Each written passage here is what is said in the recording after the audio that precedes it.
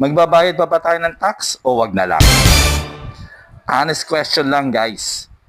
Kung tayo ang nagbabayad ng buwis, pero parang hindi naman natin ramdam, magbabayad pa ba tayo? Alam mo yung feeling na sa sahod mo dumaan lang sa ATM, tapos paglabas mo, parang may multo na kumuha? Oh no! Oo, tax yun guys.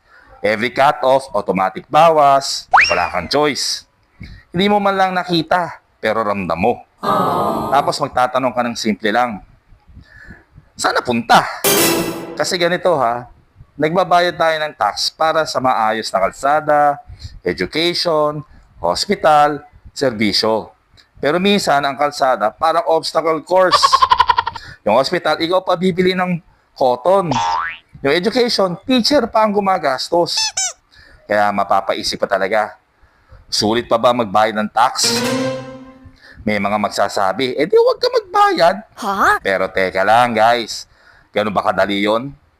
Kung lahat hindi magbabayad, sino ang papatakbo ng bansa? Sino gagasto sa ayuda?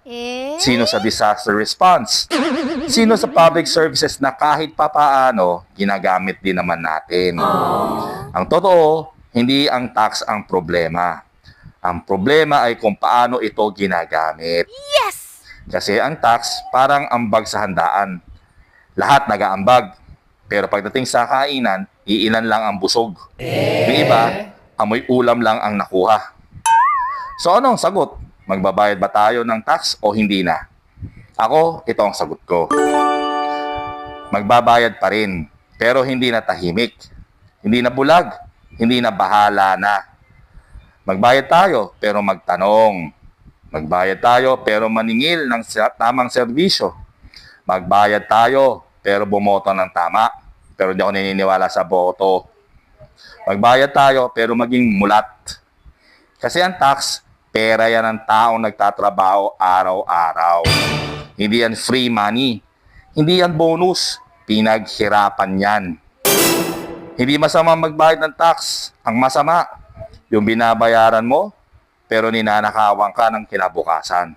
Yun ang matinding kasalanan. Kaya, no choice pa rin tayo guys. Kailangan natin magbayad.